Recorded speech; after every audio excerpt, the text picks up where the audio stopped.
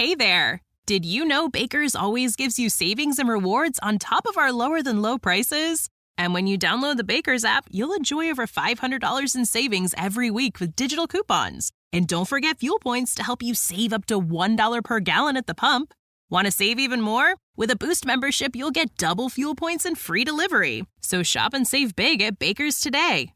Baker's, fresh for everyone. Savings may vary by state. Restrictions apply. See site for details. Freedom is all about choices, and while there is only one Jeep brand, you have the freedom to choose from an epic lineup of Jeep brand vehicles. Hit the trails with the versatile classic, the Jeep Gladiator, or experience the wild and style with the sophistication and comfort of the Jeep Grand Cherokee or Jeep Grand Cherokee 4xE. Looking for a more immersive experience? Let nature come to you in the open-air Jeep Wrangler or Jeep Wrangler 4xE, America's best-selling plug-in hybrid. Whatever you choose, adventure is just one drive away. Visit Jeep.com for details. Based on 2022 CYQ4 sales, JD Power retail sales data. Jeep is a registered trademark. Hey there. Do you want to know where you can find almost 400 episodes just waiting to tell you the history of World War II? Hi, I'm Ray Harris Jr., inviting you to join me at worldwar2podcast.net, where I provide in-depth examinations of the key people and events that shaped World War II. While there, you'll also find interviews with authors who provide new and interesting reflections that help to further our understanding of the conflict and the people that fought it. And that's just the free stuff. Become a member and you'll get access to monthly bonus episodes that will give you even more history. And more history is always good. That address again is worldwar2podcast.net. See you there.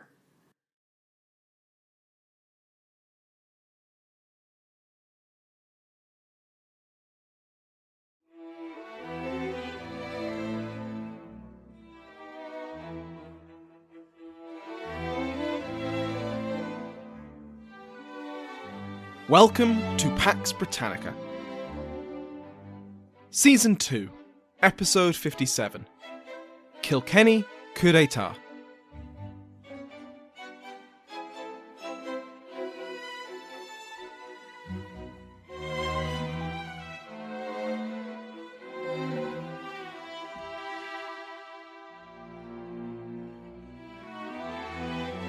Welcome back to Pax Britannica. I'm your host, Samuel Hume. Before we begin today, I must thank my House of Lords, newly joined by Darrell Parker, the Earl of Evesham, the Earl of Ravensworth, Jordan Alexander Holt, and Stefan, Baron Lackermy. Like all other patrons, they can now listen to this and every other episode ad-free. Go to patreon.com/PaxBritannica to find out more. Last time, we saw how the First English Civil War had politicised wide swathes of the English population. The collapse of censorship controls allowed the publication of a flood of political and religious tracts. Petitioning took on greater importance for the people, capital T, capital P, to make their wishes known, or to contest the wishes of other petitioners. The very fact that half the kingdom was fighting and winning a war against God's appointed regent on earth, King Charles. All these factors and more opened up space in the political society for downright revolutionary ideas. Today, we will see how the military situations in all three Stuart kingdoms were affected by Charles I's surrender, after he eventually saw the reality of his defeat. Travelling incognito to the camp of the Army of the Covenant, the king gave himself up to the Scots. As we'll cover in more detail next week, Charles intended to divide his enemies and manipulate the situation, so that one way or another he would be restored to his rightful and God-mandated place. One of the first things he did, in an effort to win some sympathy with an act of goodwill, was to order his remaining supporters in England, Scotland and Ireland to surrender, disband, or come to terms with their enemies. In a letter to Parliament, the king would announce that he had ordered his remaining garrisons across England, including his wartime capital, the university city of Oxford, to surrender under honourable terms. After plenty of wrangling, these terms were finally agreed between Sir Thomas Fairfax and his new model army and the garrison of Oxford, including the King's Privy Council. Prince Rupert and Prince Maurice of the Rhine were given permission to remain in England for the next 6 months, while they were granted passports to leave the kingdom, provided they stayed away from London. This was very unlike the fate for the 15-year-old Duke of York, the future James VII and II, and the king's second eldest son. He was transported to the capital, where a close eye could be kept on the second in line to the throne. He was kept alongside the rest of his siblings, who had fallen into the hands of Parliament. The Oxford garrison itself was permitted to march out, under arms and with all honours, before disbanding 15 miles from the city and given passes permitting them safe conduct wherever they so chose to go. Finally, the symbols and instruments of royal government, the Great Seal first and foremost, were handed over to Fairfax. The remaining major royalist garrisons, and there weren't many, followed suit. Apart from a few holdouts, the war in England was over. In Scotland, Charles's orders to disband were received with varying reactions. The Marquis of Montrose, still reeling from the disaster of Philippa, followed his sovereign's orders. Once he reached acceptable terms for the safety of his men from Covenanter reprisals, he disbanded his force and sailed from the kingdom into exile. As you might remember when we covered this with its own episode, his supposed ally, but actual rival, the Marquis of Huntly, was far more resistant to disbanding once Montrose followed through, because now he was the foremost Scottish royalist. Hurrah! There might also have been secret orders from Charles to keep the skeleton of an army together, in case it was needed, because this was Charles, and he was a big fan of secret orders. In the southwest and west of Scotland, the two royalist figures of note are the Marquis of Antrim and Alistair MacColla. MacColla had abandoned Montrose in the weeks before Philippa, leading his Irish and his islanders back into Campbell territory to plunder and pillage the hated clan. The Earl of Antrim soon arrived from Ireland, bringing reinforcements, and the two then conquered most of the Kintyre Peninsula. When Charles ordered them to disband, Antrim followed his king's command and returned to Ireland. But MacColla didn't. There were still Campbells to kill, after all. Plus, he didn't have much faith in the word of the Covenanters. In June, his ally, James Lamont, leader of Clan Lamont, surrendered to the resurgent Campbell Covenanter force. Despite the terms of their surrender, the Covenanters took his soldiers and civilians captive, took them to the churchyard of Dunoon, and executed them. The death toll from the Dunoon massacre ranges from 70 men to more than 200 men, women, and children of the Lamont clan. James Lamont was spared from death, but was kept imprisoned and forced to sign over much of his family lands.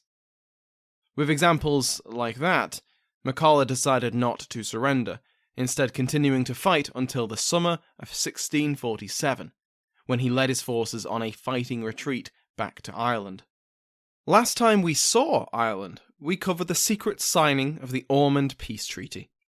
After months of work, Charles I, Lord Deputy of Ireland, the Marquis of Ormond, had come to an agreement with the Supreme Executive Council of the Irish Confederacy in the nick of time. Ormond's commission, his authority to make this peace, was just days away from expiring, and both sides understood that time was of the essence. Ormond wanted peace in order to better aid the king's efforts in England, and a settled peace between the king's forces in Ireland and the Confederacy would allow him to send more men and money to Charles. The peace faction of the Irish Confederacy wanted to send their own resources to aid the king in the Civil War, not just in the hope of further concessions to Irish Catholics, both Gaelic and Old English, but because the alternative was unbearable. A victorious English Parliament, presumably supported by the Scottish Presbyterian Covenanters, would disavow any agreement made by the king, and turn their zealous attention to the Third Stuart Kingdom. Parliament was, after all, deeply hostile to the Irish. They were so hostile, in fact, that they'd made their hostility law. In practical terms, the Adventurers Act, passed before the English Civil War began, had raised funds to suppress the Irish rebellion by promising confiscated Irish land. That debt needed to be paid. But besides that, there were deep suspicions in Parliament of the Irish, Catholic and otherwise.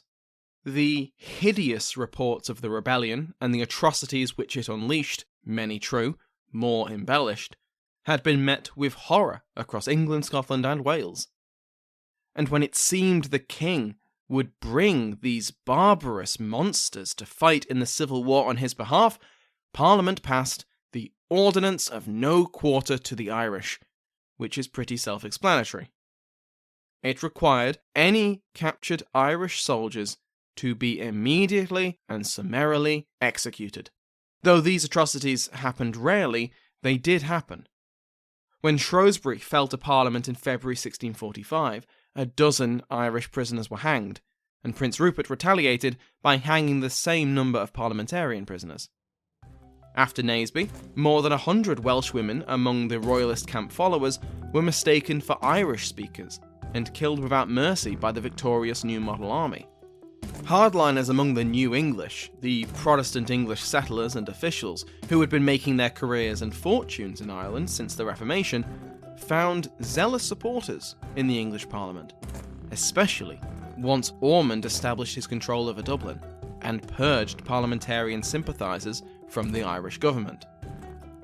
The success of Parliament over the King in England would set the stage for their return to power in Dublin.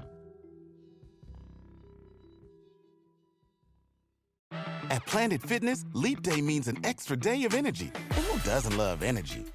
To celebrate, now through February 29th, you can join for 29 cents down, $10 a month, and pay nothing until March 17th. Even better, you'll get free fitness training and equipment for every workout, with most clubs open 24 hours. So take advantage of your extra day and get energized at Planet Fitness. Join for 29 cents down, $10 a month, cancel anytime, and pay nothing until March 17th. Deal ends February 29th. See Home Club for details. As the king's position collapsed in 1646, the Confederates' military situation was on the rise. On the 13th of June, the Papal Nuncio, Giovanni Battista Rinuccini, received word of Owen Roe O'Neill's decisive victory at the Battle of Benburb. O'Neill led around 5,000 men from the Confederate army of Ulster, freshly supplied from Rinuccini's coffers, and his men had been freshly paid and armed. His opponent was the preeminent Covenanter commander in Ireland, Major General Robert Monroe. He commanded around 6,000 men, roughly divided between Covenanter Scots and Ulster settlers, with the majority being Covenanters. Monroe marched his army south into Confederate territory, leading them on a forced march to intercept O'Neill's smaller force. At Benburb, Monroe and O'Neill clashed in the largest set-piece battle of the Confederate Wars. Monroe was counting on support from another Covenanter army out of Coleraine, but O'Neill had sent a force of cavalry to delay them, and they were still miles away.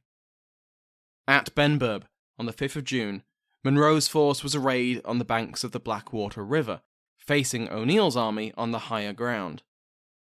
The battle, which the Dictionary of Irish Biography calls the greatest ever victory by an Irish commander on native soil, displayed the strengths of O'Neill and rare mistakes from Monroe. The Covenanter commander ordered his forces, exhausted from the long march, to assault a dug-in enemy at the top of a hill, marching into the light of the setting sun. When they failed to break the Confederate formation, and with the Covenanters wavering in the push of pike, O'Neill ordered his own offensive. Monroe's infantry began to be pushed back down the hill, until their formation collapsed. One final volley of musket fire broke the morale of the disorganized Covenanters, and the Confederates charged down the hill. In total, between 2,000 and 3,000 of Monroe's army was killed at Benburb. Casualties of the fighting, cut down in the rout, or drowned trying to swim across the Blackwater. In comparison, O'Neill lost a few hundred men at most. Monroe fled back to Carrickfergus with what was left of his army, and just like that, the Covenanters ceased to be a notable threat to the Confederacy, their forces remaining on the defensive in Belfast, Carrickfergus, and a few other garrisoned towns and settlements. This did not mean that Monroe or the Covenanters were out of the war. and O'Neill didn't have the manpower or artillery to snuff out their garrisons in Derry and the east of the province, but Benburb put them on the defensive.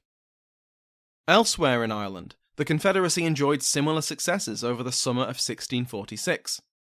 Viscount Muskerry captured the fortress of Bunratty, and Thomas Preston seized Roscommon.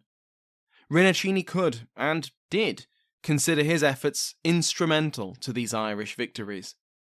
His money, his supplies, had armed and fed and paid the armies of Preston and O'Neill. His influence had never been stronger. His militant policy was working, and until a religious settlement was reached between the Confederacy and the King, the Confederacy should keep fighting. Either the clergy would receive justice from the King and his Lord Deputy, or the Confederacy would conquer the whole island of Ireland. Either way, Catholicism would return to its rightful place. And then the news broke that the Confederacy and Ormond had signed a peace treaty. Ormond published the document on the 30th of July, under pressure from within and without the government. Charles had written to Ormond earlier in the month from his Scottish captivity, urging his Lord Deputy to end the conflict between Irish royalists and the Confederacy. Well, good news. Ormond and the Confederate peace faction had already done that. So now they made the so-called Ormond Peace public. Rinuccini was livid. The terms of the peace said nothing about a religious settlement. What role would the Catholic Church have in Ireland? What about the restoration of church land? Would the Catholic hierarchy be allowed to operate in the open? Could Catholics serve in the King's government or the army? This Ormond Peace promised, at best, toleration for Catholics, and this simply was not good enough. And that was besides the fact that the peace faction had kept all this secret for months. The timing for Rinuccini's discovery could not have come at a worse time for the peace faction. He had scheduled a synod at Waterford for August, long before the deception over the Ormond Peace was known, and this became Rinuccini's instrument of revenge. He found a willing audience from the Irish clergy, who also found the peace agreement to be insufficient. They wanted to be led in opposition to the peace. Rinuccini was more than happy to lead them. The Papal Nuncio was also helped by the failure of either the peace faction within the Confederacy or Ormond himself to quickly respond to the crisis, or even anticipate that the peace wouldn't be welcomed, and this allowed Rinuccini to seize the initiative. The Synod issued a warning to all good Catholics not to accept the Ormond Peace on pain of excommunication, and this was incredibly effective in denying the treaty's support. To add to their moral authority, the clerics found willing allies in the Confederate army, no lesser figures than Thomas Preston and Owen Roe O'Neill, both of whom had been left out of the treaty and denied positions and authority within the settlement. All of this combined made Rinuccini nothing less than a kingmaker. He left Waterford and returned to the Confederate capital of Kilkenny in September. While Rinuccini was building this anti-Ormond coalition, the pro-Ormond faction eventually mobilized to defend their treaty, including Ormond himself. His friends on the Confederate Supreme Council invited their new ally to visit Kilkenny, and he did so with a guard of 2,000 men, entering the city to much pomp and circumstance. Ormond and friends tried to spread the good word that peace had come, but no one seemed to be listening. Ormond started a kind of public relations tour to try and convince people of the benefits of this treaty, and he invited the Confederate nobility to meet him at nearby Cashel. But when he arrived at the town gates, they remained closed to him. Now that was ominous. More ominous was the steady drip of defections from nearby Confederate forces to the encroaching armies of O'Neill and Preston.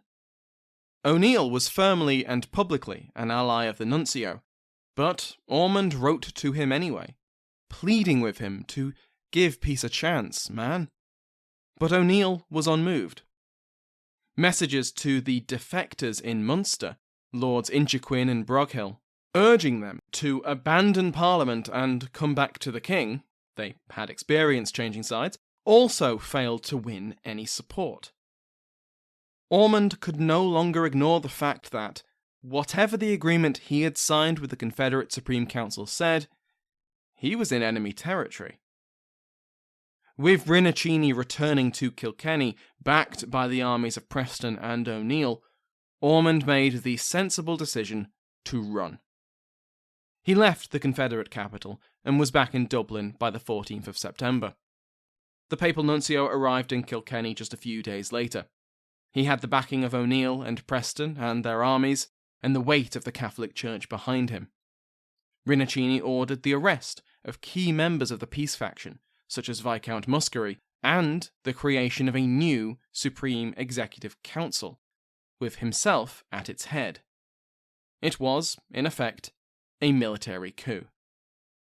With his opponents within the Confederacy either deposed or imprisoned, Rinuccini's new government targeted his opponents out with the Confederacy. Who was at the centre of this ploy to divide the secular Confederates from their priests? Lord Deputy Ormond, safely ensconced in Dublin Castle. Deciding that decisive action was the best way to keep the initiative and hopefully attract more support from Rome and the rest of the Catholic world, the Supreme Executive Council, commanded Preston and O'Neill to march on Dublin itself. One of Rinuccini's biographers calls this decision his most significant mistake during his nunciature. If you recall, many episodes ago when we first introduced Owen Roe O'Neill and Thomas Preston, I made the point that these two men despised each other. Their poor relationship kept them from cooperating earlier in the war, but as commanders of the Ulster and Leinster armies respectively, they could mostly stay out of each other's way. They were determined to keep it that way, even now, as they both marched on the same target. Neither man would serve under the other, second forces to the other, they refused to march together, going by separate routes, and they even refused to communicate or coordinate with each other. Now this obviously made success less likely. Then we have to take into account that Preston was in secret communication with Ormond during this march, and that the Marquess of Clanrickard was writing to all sides to try and bring about an alliance against the English Parliament. All this division and mutual distrust massively reduced any chance of the Confederacy capturing Dublin from Ormond. But even if the Confederates had been united, as their much larger army approached the walls to Dublin and its smaller garrison, they didn't have the artillery needed to make a breach and make their numbers count. A standoff ensued, before the Confederates had to withdraw back to their own territory for lack of supplies. The march on Dublin had failed. Rinuccini's folly had burnt bridges with Ormond, and his failure to capture Dublin highlighted the deep divisions within the Confederacy. To try and bring about some kind of unity, Rinuccini ordered the release of the peace faction members he had ordered imprisoned during his coup, and a new General Assembly of the Confederacy was called. This assembly met in January, and on the 2nd of February it overwhelmingly rejected the Ormond Treaty. It also renewed the Oath of Association, though with 4 amendments, which dictated the terms of any future peace treaty with the king. These amendments displayed the dominant influence of the Papal Nuncio and the clerical faction, and were a marked contrast to the earlier oath. First, free and public exercise of the Catholic faith, as it had been practiced in the time of Henry VII, would be confirmed. Second, the clergy would be restored to all the privileges they had enjoyed before the Reformation. Third, all penal laws against Catholics would be repealed. And fourth, Catholic clergy would be restored to their lands, though with an allowance for seized monastic and church property, which was now owned by lay Catholics. Essentially, any future Ormond Peace would require the religious terms agreed in secret with Glamorgan to be clear, public, and central to the treaty. Except the Confederates would have to wait quite some time before they enjoyed a second Ormond Peace. Because now, Ormond threw in the towel. He'd tried to navigate his way between his king's public wishes, his king's secret demands, the Confederate peace faction, the Confederate clerical faction, the parliamentarians in Ireland, the Covenanters in Ireland, and his own religious beliefs. And despite all of that, he had finally threaded the needle and completed a treaty only for a papal nuncio to threaten excommunication on anyone who agreed to it, march until Kilkenny, overthrow the government, arrest the people he'd been negotiating with, and then try and capture Dublin. So Ormond threw up his hands and turned to the only viable course which could secure Protestantism in Ireland: accommodation with the English Parliament. In early February 1647, Ormond offered his unconditional resignation from the Lord Deputyship to Parliament. Their replacement would arrive in the summer. Ormond would hand over his symbols of office and depart for England, leaving Ireland and the Catholic Irish to the tender mercies of the English Parliament. Next week, we will see how Charles will try to shatter the alliances between his enemies, as the question now turned from how do we defeat the king to what do we do with him now? Thank you to my House of Lords, including but not limited to the King's favourite Mike Sanders, the Duchess of Wellington Sue Bremner, the Marquess of Argyll Bruce Simmons, and the Earl of Hampton Alexander Travis. Remember that every patron, regardless of rank, receives an RSS feed, which you can put in any podcast app to listen to the podcast ad-free. If you want to support the podcast in other ways, please recommend it to a friend or post about the show on social media. Remember to give the History of World War II a listen if you don't already. It's on all good podcast apps, and I've provided a link in the description of today's episode. Thank you to Sounds Like an Earful for the interval music used in today's episode, to my entire House of Lords, and to you for listening.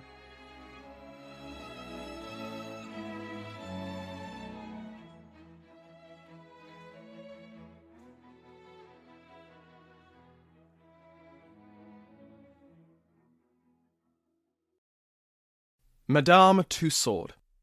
We all know the name, and many of us have visited one of the wax museums which bear that name. But you may not realise the historical significance of the woman behind the name, or how she and her waxworks defined the genre of true crime. If that has piqued your interest, then give The Art of Crime a listen.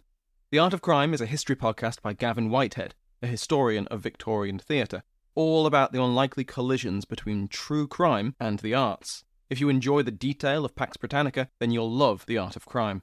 The latest season of The Art of Crime tells two stories. First, it chronicles Tussaud's career, starting in pre-revolutionary France and ending in Victorian London. Second, it tracks the evolution of the Chamber of Horrors, a showroom in her wax museum that exhibited macabre curiosities, including effigies of notorious criminals. You'll hear how Tussaud won patronage from the French royal family, narrowly escaped the guillotine during the Reign of Terror, and became one of the most celebrated showwomen in Paris and London. This season also covers the most divisive assassin of the French Revolution, the last man to be hung, drawn and quartered for high treason in England, and the glamorous murderer who attained notoriety as a modern Lady Macbeth. Subscribe to The Art of Crime wherever you get your podcasts. Freedom is all about choices, and while there is only one Jeep brand, you have the freedom to choose from an epic lineup of Jeep brand vehicles. Hit the trails with the versatile classic, the Jeep Gladiator, or experience the wild in style with the sophistication and comfort of the Jeep Grand Cherokee or Jeep Grand Cherokee 4xe. Looking for a more immersive experience? Let nature come to you in the open-air Jeep Wrangler or Jeep Wrangler 4xe, America's best-selling plug-in hybrid. Whatever you choose, adventure is just one drive away. Visit Jeep.com for details. Based on 2022 CYQ4 sales, JD Power retail sales data, Jeep is a registered trademark. The French Revolution set Europe ablaze. It was an age of enlightenment and progress, but also of tyranny and oppression. It was an age of glory and an age of tragedy. One man stood above it all. This was the Age of Napoleon. I'm Everett Rummage, host of the Age of Napoleon podcast. Join me as I examine the life and times of one of the most fascinating and enigmatic characters in modern history. Look for the Age of Napoleon wherever you find your podcasts.